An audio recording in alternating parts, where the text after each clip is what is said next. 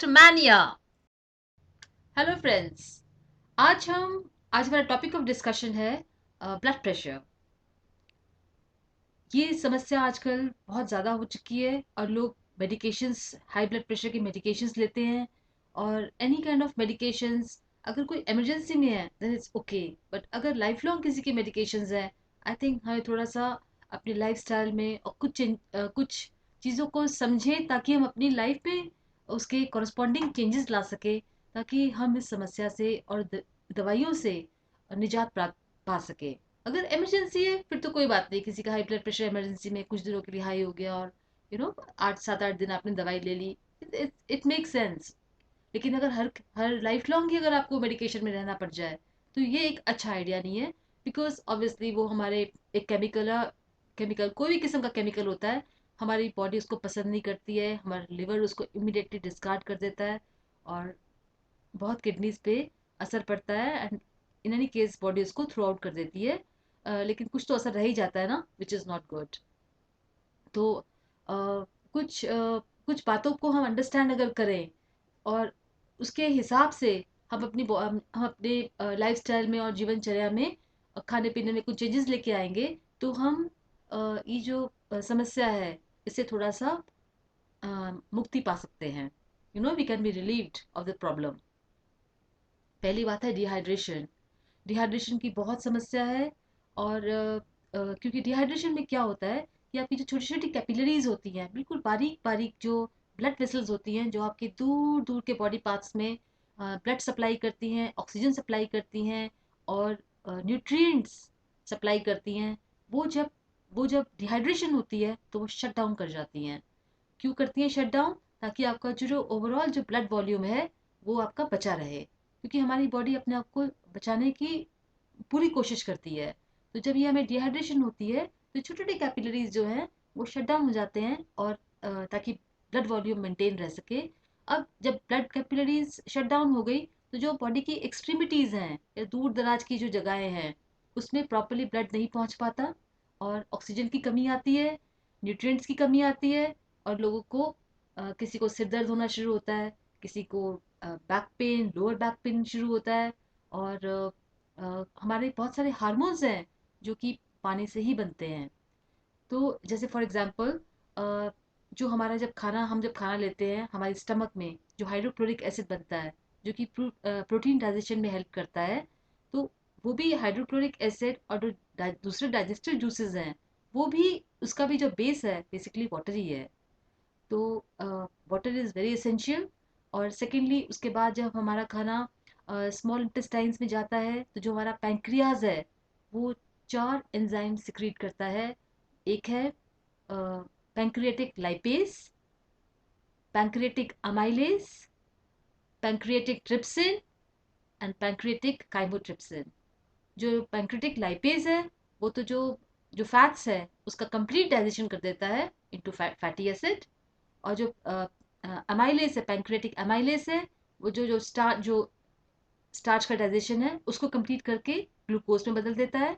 और जो ट्रिप्सिन और केमोट्रिप्सिन है वो प्रोटीन्स का कंप्लीट, जो शुरुआत उसकी जो स्टमक में हुई थी, वो पैंक्रियाज उसका कंप्लीट डाइजेशन करके उसको small small amino acids usable form में कन्वर्ट कर देता है, जो कि हमारे ब्लड स्ट्रीम के थ्रू, हेपेटिक पोर्टल वेन के थ्रू उसके बाद लिवर में जाते हैं, प्रोसेसिंग उनकी आगे जो प्रोसेसिंग होती है। तो अगर ये, और साथ में पैंक्रियाज 2 हार्मोन्स भी सिक्रीट करता है, ग्लूकागन एंड इंसुलिन, जो कि ब्लड ग्लूकोज लेवल को कंट्रोल करते हैं। तो ये जो पूरा, ये जो चारों हमने बात की है, चारों एंजाइम्स की और ये हार्मोन्स की, ये भी वाटर बेस्ड ही हैं। तो अगर जब आप डिहाइड्रेटेड होंगे तो उससे आपकी जो डाइजेशन है उस पर भी असर पड़ेगा। अब आपको, कभी कभी हम पानी बहुत लेते हैं लेकिन वो पानी हमारा डाइजेस्टिबल फॉर्म में नहीं होता है, हमारी बॉडी उसको डाइजेस्ट नहीं कर पाती, मतलब उसको एब्जॉर्ब नहीं कर पाती है उस पानी को, और वो यूजेबल फॉर्म में नहीं आ पाता।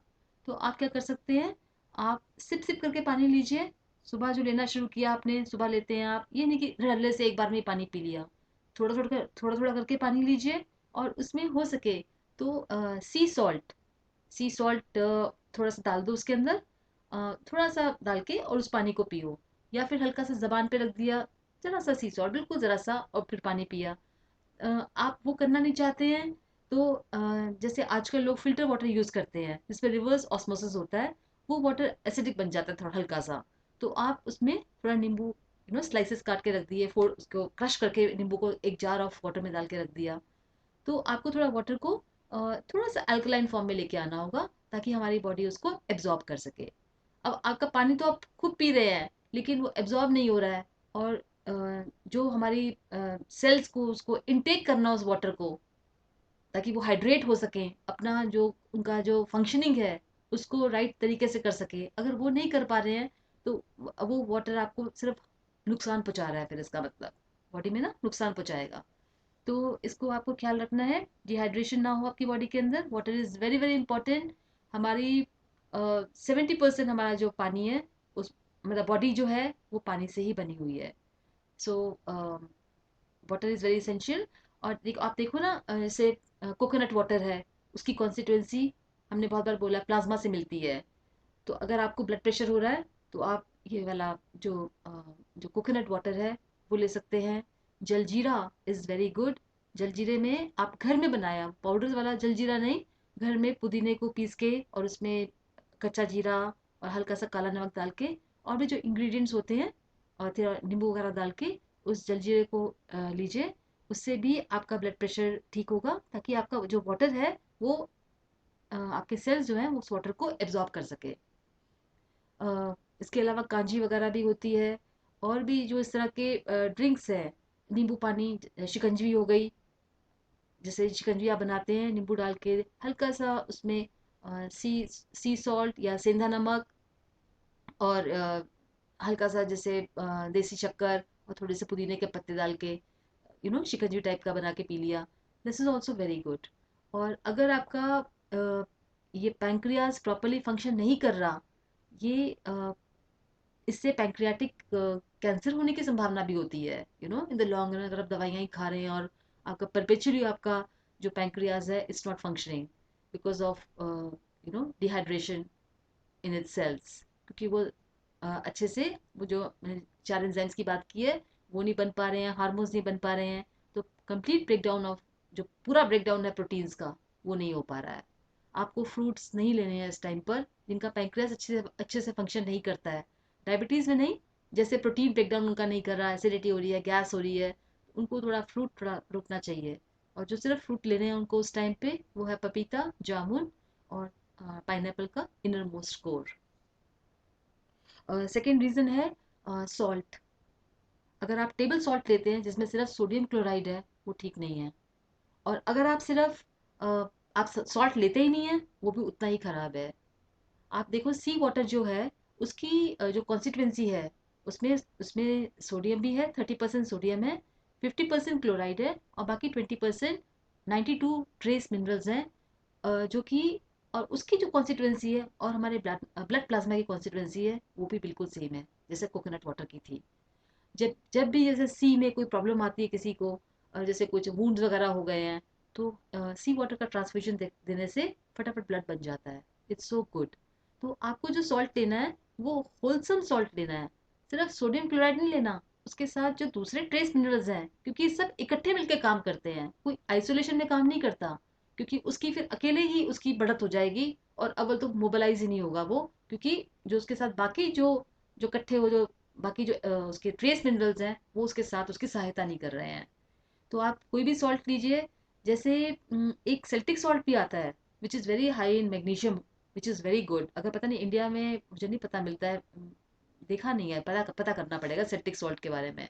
लेकिन हम लोग सेंधा नमक यूज़ कर सकते हैं, उसमें भी करीब 82 ट्रेस मिनरल्स तो हैं ही सोडियम क्लोराइड के अलावा। और उसके अलावा रॉक सॉल्ट, सी सॉल्ट, समुद्री नमक किसी को मिले अनप्रोसेस्ड, समुद्री नमक भी बहुत अच्छा रहेगा। क्योंकि जो क्लोराइड, जो हाइड्रोक्लोरिक एसिड का जो क्लोराइड है वो सिर्फ हमें सॉल्ट से ही मिलता है। लेकिन सॉल्ट कैसा हो, टेबल सॉल्ट नहीं जिसमें सिर्फ NaCl है, वो तो बहुत नुकसान देगा। और अगर आप सॉल्ट नहीं लेंगे तो भी आपको प्रॉब्लम होगी क्योंकि क्लोराइड आयंस नहीं आ रहे उसके अंदर, सोडियम आयंस नहीं आ रहे हैं। और सोडियम हमारी बॉडी में ऑक्सीजन और वाटर के बाद थर्ड मोस्ट अबंडेंट है। सबसे ज़्यादा मात्रा में ज़रूरत पड़ती है बॉडी में। तो आपको सोडियम अपनी बॉडी में ठीक रखना है, लेकिन कौन से सॉल्ट के साथ? जो कि नेचुरल अनप्रोसेस्ड सॉल्ट है। तो वो हमें हमें वो देखना चाहिए। हम कभी जब नहाते हैं, बहुत थक जाते हैं, या थकावट हो गई है, या फिर बहुत गर्मी से आ रहे हैं, तो पानी में थोड़ा सा नमक डाल के भी हमें नहाना चाहिए, वो भी बहुत अच्छा होता है। और तीसरा है, जो लोग ग्रीन वेजिटेबल्स नहीं खाते हैं, उनमें भी डिहाइड्रेशन बहुत रहती है, क्योंकि जो मैग्नीशियम आयन है, वो जो कि क्लोरोफिल के अंदर मैग्नीशियम आयन होता है, जो कि ग्रीन ग्रीन लीफी वेजिटेबल्स में होता है, क्लोरोफिल, इसका सेंट्रल मॉलिक्यूल मैग्नीशियम है। वो उसमें वाटर को अट्रैक्ट करने की बड़ी क्षमता होती है। तो आप जितनी हरी सब्जियां लेंगे, उतना आपका जो आप पानी पी रहे हैं वो उतना जज्ब होगा उसके अंदर, और वो एब्जॉर्ब करेगा हमारी बॉडी। तो हमें इंश्योर करनी है कि हम हरी सब्जियां, मौसमी सब्जियां खूब ले रहे हैं। अ, उसके अलावा हाँ, उसके अलावा हमें सनलाइट लेनी चाहिए पूरी, एटलीस्ट आधे घंटे, ताकि हमारा विटामिन डी हमारी बॉडी ले, और जो कैल्शियम है वो, क्योंकि कैल्शियम सेल के अंदर जाने के लिए उसको विटामिन डी की ज़रूरत है। और विटामिन डी जब होता है तो कैल्शियम एब्जॉर्ब होता है, और जब कैल्शियम एब्जॉर्ब होता है तो उसकी जो बहन है मैग्नीशियम, वो भी फटाफट एब्जॉर्ब हो जाती है, और उसके पीछे पीछे सारे भी जितने भी मिनरल्स हैं वो फटाफट एब्जॉर्ब हो जाते हैं। तो यूटिलाइजेशन के लिए बहुत ज़रूरी है हमारी बॉडी में विटामिन डी हो। फ्रेश एयर, फ्रेश एयर, अगर हम फ्रेश एयर में अनायंस होते हैं, एक्स्ट्रा इलेक्ट्रॉन वाले मॉलिक्यूल्स होते हैं, जो कि हमारी बॉडी को ऊर्जा ऊर्जा देते हैं, हमें रिजुविनेट करते हैं। हम जब सांस अंदर लेते हैं, तो हमारे जो एयर सैक्स हैं, तो उसमें भी हल्का सा पानी की लेयर होती है, और उसमें एक सरफेस टेंशन होती है। तो जब ये एनायन रिच एयर हमारी हमारी एयर सैक्स में आती है, तो वो सरफेस टेंशन के कारण हमारा ऑक्सीजन अंदर चली जाती है, और कार्बन डाइऑक्साइड बाहर निकल के चली एक्सेल हो जाती है।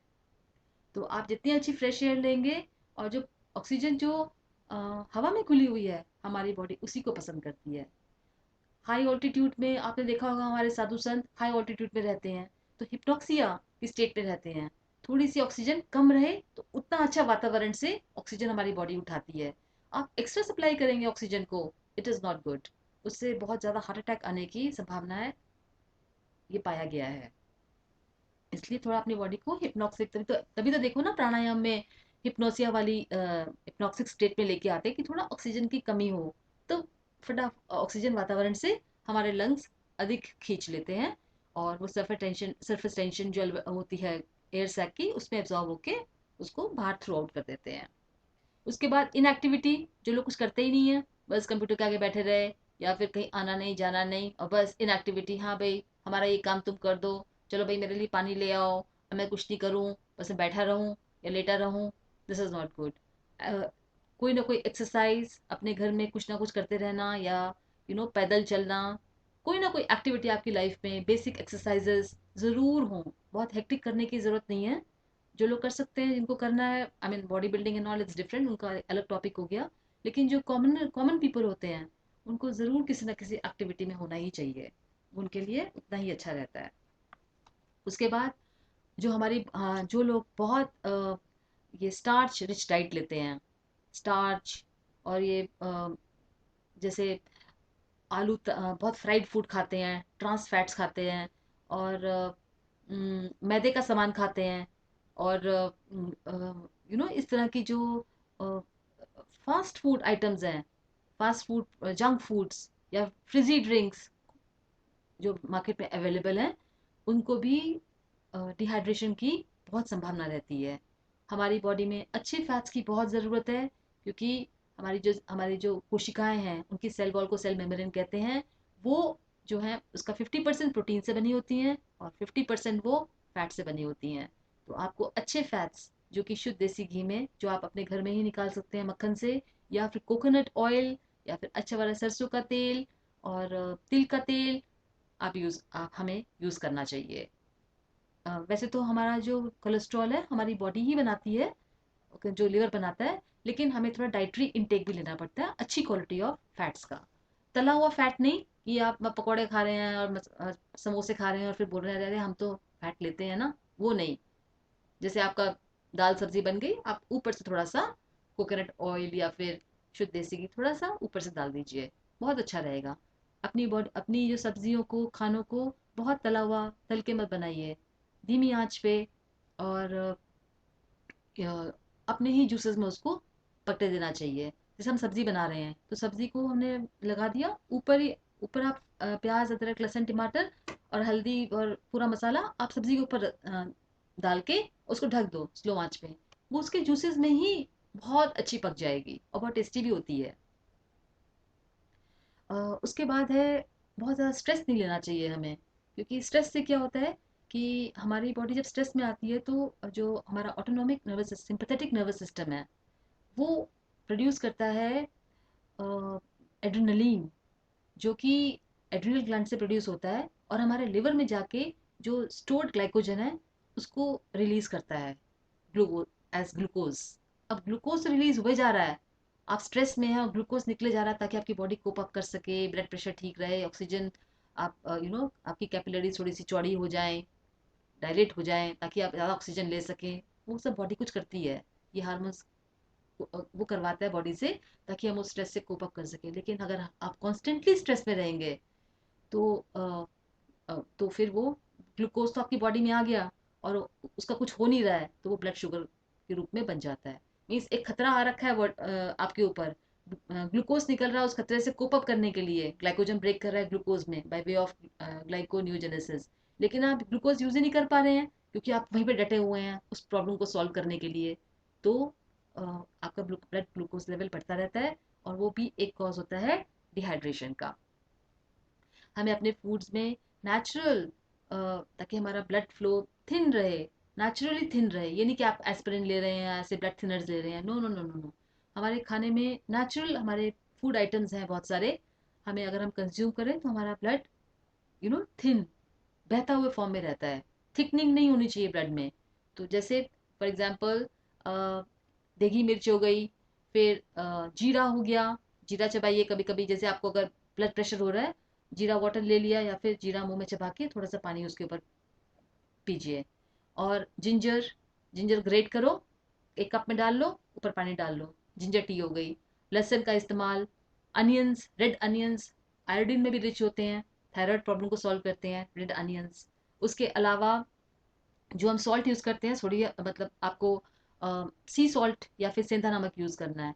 सेल्टिक सॉल्ट आता है, अगर वो अवेलेबल हो तो सेल्टिक सॉल्ट, लेकिन ये टेबल सॉल्ट जिसमें सिर्फ सोडियम क्लोराइड है वो नहीं, जो प्रोसेस सॉल्ट है वो ठीक नहीं है।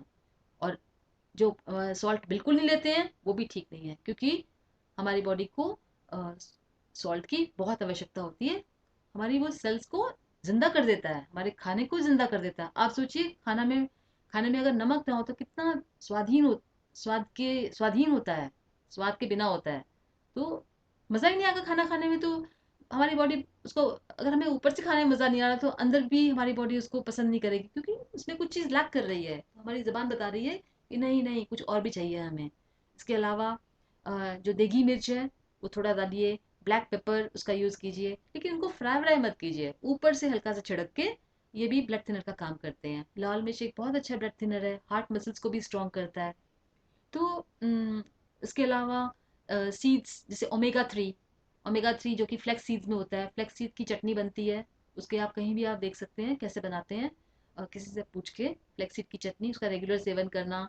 और ड्राई फ्रूट जैसे वॉलनट ओमेगा 3 में बहुत रिच होता है। तो जीरा वगैरह, तो ये सब चीज़ें बहुत ही अच्छी हैं।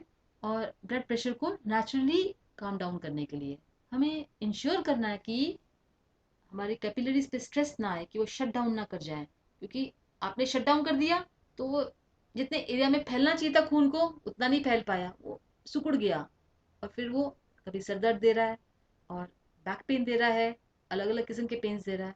इसलिए हमें अपने बॉडी को अच्छी तरीके से हाइड्रेट करके रखना है।